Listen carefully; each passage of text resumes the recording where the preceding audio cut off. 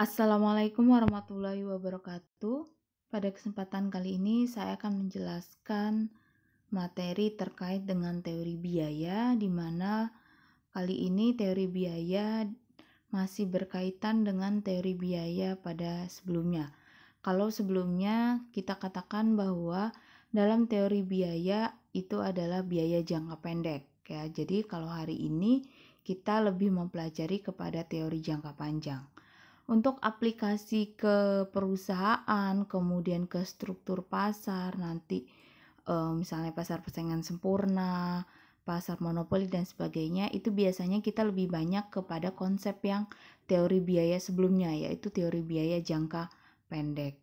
Ya, kalau teori jangka panjang ini biasanya memang dia hanya untuk perusahaan-perusahaan yang sudah lama berdiri dan biasanya omsetnya sudah besar.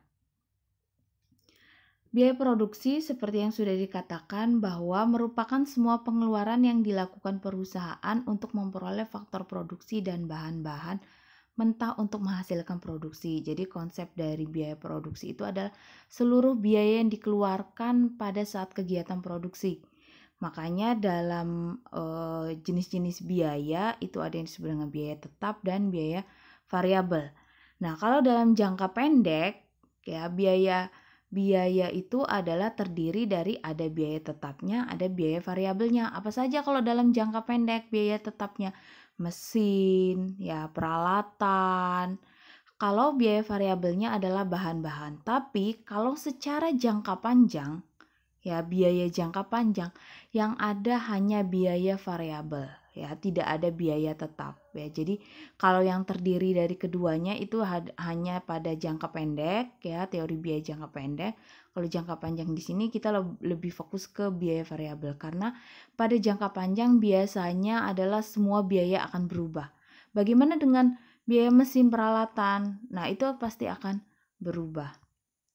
Kemudian teori biaya jangka panjang, semua faktor produksi bersifat variabel. Jadi nggak ada biaya tetapnya, nggak ada faktor produksi yang bersifat tetap, yang seperti saya katakan tadi, bahwa ketika dalam jangka panjang perusahaan beroperasi dalam jangka panjang misalnya 10 tahun ya, 5 tahun, maka semua dianggap variabel. Kenapa dianggap sebagai bersifat variabel? Karena pada jangka panjang itu mesin pun bisa berganti. Misalnya kalau jangka pendek periode produksi kita misalnya kurang dari 5 tahun, bisa setahun, bisa kurang dari setahun.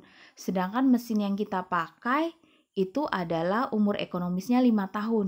Berarti untuk mengganti, untuk satu kali proses produksi kan kita nggak perlu ganti mesin kan. Misalnya masa produksinya adalah setahun, kemudian dia mau produksi tahun kedua. Pada saat tahun kedua kan dia tetap menggunakan mesin yang lama, makanya itu dikatakan sebagai dia biaya tetap. Tapi kalau dalam teori jangka panjang, dalam jangka waktu yang panjang, itu biasanya adalah biaya tetap ini berubah menjadi biaya variabel. Karena apa? Karena pada biaya tetap ini nanti pasti akan berubah. Misalnya dia jangka waktu produksinya misalnya 7 tahun, tapi mesin yang digunakan itu umur ekonomisnya hanya sampai 4 atau 5 tahun. Maka pada masa yang 6 tahun ya atau 7 tahun maka dia harus mengganti. Artinya apa? Artinya yang tadinya mesin peralatan itu adalah sebagai biaya tetap, ketika dia masuk ke teori jangka panjang dia berubah menjadi biaya variabel, karena dalam proses produksinya adalah semuanya akan berubah. Nanti bisa kita lihat bagaimana bentuk kurvanya. Kemudian merupakan cakrawala perencanaan. Jadi memang kalau teori jangka panjang itu perusahaan akan merencanakan beberapa tahun ke depan ya. Jadi nanti ada pilihan-pilihan produksi jangka pendek, kemudian ketika dia digabungkan itu menjadi jangka panjang. Produsen dapat merencanakan usahanya jauh ke muka dan memilih dari berbagai aspek proses produksi jangka pendek.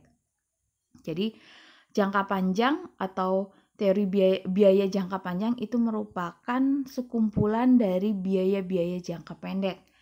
Kemudian selanjutnya produsen dapat memilih salah satu dari sekian banyak kemungkinan investasi yang berbeda-beda ya. Jadi nanti bentuk kurva teori jangka panjang ini adalah bentuknya seperti mangkok ya, tahu ya seperti mangkok.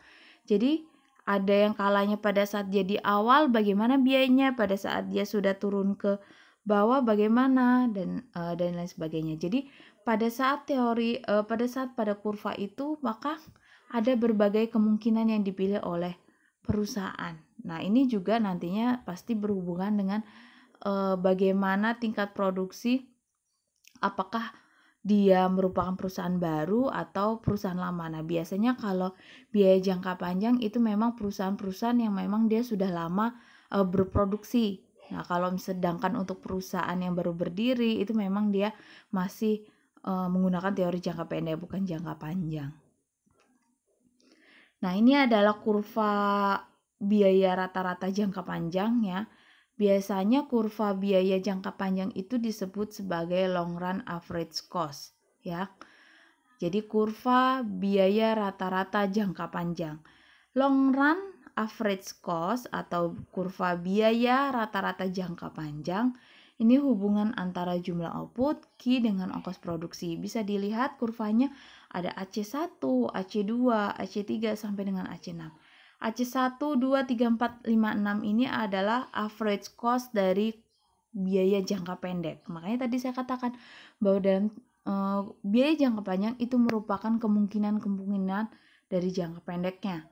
Ya, perusahaan bisa memilih apakah dia memproduksi di AC1, AC2, AC3, AC4, AC5 atau AC6. Nah, pada saat AC1 itu biasanya perusahaan yang memang dia perusahaan yang baru berproduksi, di mana ketika dia mau menambah jumlah output Q, maka biaya produksinya adalah semakin meningkat ya. Nah, kemudian semakin lama semakin menurun. Jadi kalau ketika perusahaan itu berproduksi pada saat AC4 itu yang disebut sebagai ketika perusahaan itu mau menambah produksi, justru biaya produksinya itu semakin menurun. Nah, makanya biasanya dalam teori jangka panjang itu memang perusahaan yang memang dia sudah memiliki atau dia sudah berproduksi dalam jumlah yang cukup besar.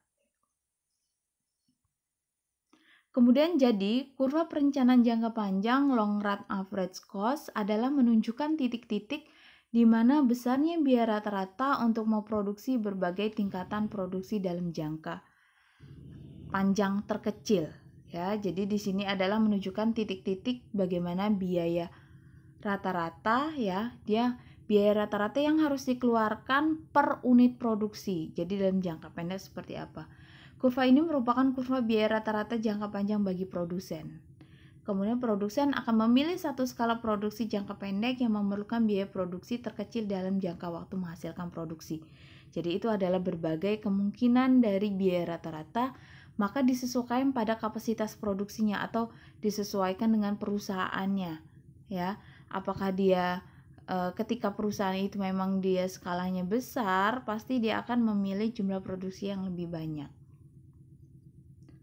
Nah, kemudian dalam teori biaya jangka panjang ada yang disebut sebagai skala ekonomi ya, atau economy of scale, dan skala tidak ekonomi atau diseconomy of scale. Makanya ketika kalau kita lihat kurvanya tadi, ketika dia di AC1 kemudian AC2 itu dia masuk ke diseconomies of scale. Sedangkan kapan dia mencapai economic of scale atau skala ekonomi, yaitu ketika penambahan produksi atau Q ya, itu justru akan menurunkan biaya produksinya. Kalau kita lihat kurvanya pada saat kapan? Kalau kita lihat kurvanya dia tercapai pada saat AC4 ya, pada saat dia menyentuh. Jadi ketika penambahan Q justru akan menurunkan. Kemudian skala kegiatan produksi dalam jangka panjang dikatakan bersifat mencapai skala ekonomi ya apabila pertambahan produksi menyebabkan biaya produksi rata-ratanya jadi semakin rendah. Jadi ketika perusahaan itu dikatakan dia sudah mencapai skala ekonomi, ketika perusahaan itu apabila dia mau menambah jumlah produksinya misalnya dari 1.000.000 menjadi 1.500.000 jumlah Q yang mau ditambah, justru biaya produksinya semakin menurun. Makanya di sini disebut dengan skala ekonomi. Tapi kalau diseconomies of scale atau skala non ekonomi ya, yaitu apabila pertambahan produksi menyebabkan biaya produksi rata-rata menjadi semakin tinggi. Nah, ini biasanya digambarkan pada kurva yang tadi AC1, AC2. Jadi ketika dia mau atau perusahaan mau menambah produksinya, maka dia otomatis biaya produksinya juga akan bertambah. Ini ada beberapa contoh soal ya. Jadi contoh soal di sini merupakan penggabungan antara teori contoh soal di sini memang kita lebih fokus ke teori jangka pendek. Karena kenapa? Karena teori biaya jangka pendek ini merupakan teori-teori yang akan dipakai pada aplikasi teori struktur pasar. Jadi memang kita teori jangka panjang ini hanya sebagai tambahan ya, dimana kalau kita pelajari lebih lanjut itu lebih dari materi yang akan saya sampaikan. Jadi memang kita lebih fokus ke teori jangka pendek, di mana konsep-konsep dari teori jangka pendek itu yang perlu kalian pahami. Nah, ini ada contoh soal di mana di sini diketahui jumlah produksi Q, ya, ada 0, 2, 6, 12, yang paling bawah itu 20, ya. Kemudian biaya tetap total, TFC, kemudian diketahui lagi biaya variabel, ya, atau total biaya variabel, ya. Kemudian yang ditanyakan apa? Ada biaya total TC, biaya marginal MC, biaya tetap rata-rata, biaya variabel rata-rata, dan biaya total rata-rata. Jadi sebenarnya di sini untuk menjawab ini bagaimana caranya? Caranya adalah kita harus memahami dari konsep-konsep teori jangka pendek, ya. Kemudian untuk total biaya TC rumusnya apa? Kalau TC berarti total cost. Kalau total cost seluruh biaya yang dikeluarkan. Sedangkan biaya itu terdiri dari biaya variabel dan biaya tetap. Maka TC rumusnya total variable cost atau total biaya variabel ditambah total fixed cost atau total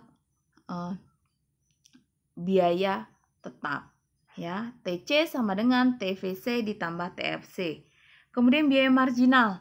Kalau yang diketahui adalah persamaan biaya, maka kita menggunakan turunan. Tapi karena di sini yang diketahui adalah titiknya, ya, nilainya, maka kita menggunakan perubahan. Perubahan dari mana? Perubahan dari total cost, ya, dibagi terhadap perubahan Q. Kemudian ada biaya tetap rata-rata, ya, AFC, average fixed cost, itu adalah total fixed cost-nya dibagi dengan Q, ya. Kemudian ada average variable cost, ya, itu adalah total variable cost dibagi dengan Q.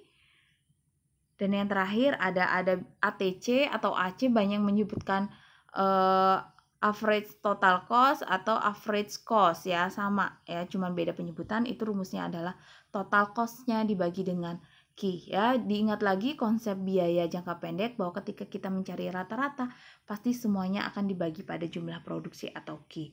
Kita lihat jawabannya adalah seperti ini, ya. Nanti bisa kalian cocokkan, ya, bisa dicoba dari rumus yang tadi, benar tidak hasilnya seperti ini. Kemudian yang kedua adalah beda konsepnya dengan yang pertama tadi. Kalau yang pertama tadi yang diketahui adalah titik-titiknya. Tapi kalau yang kedua ini adalah ketika dia yang diketahui adalah bentuk persamaannya seperti apa. Diketahui fungsi total, ya, suatu perusahaan adalah TC sama dengan Q pangkat 3 min 6Q kuadrat plus 20Q plus 6. Jadi untuk menjawab soal ini, ya, semua teori mikro, nah itu yang ada hitung-hitungannya, kita masih basicnya adalah matematika, ya. Jadi kalau masih lupa, buka lagi buku matematikanya. Tentukan biaya variabel, total biaya tetap, biaya marginal, biaya total rata-rata, biaya variabel rata-rata, dan biaya tetap rata-rata. Ya, cara menjawabnya kita tulis dulu yang diketahui apa. Diketahui TC-nya berapa? TC-nya Q pangkat 3 min 6Q kuadrat plus 20Q plus 6. Yang ditanyakan A. TVC, B. TFC, C. MC, D. AC atau ATC, E. AVC, dan F. AFC, ya. Nah, bagaimana cara menjawabnya?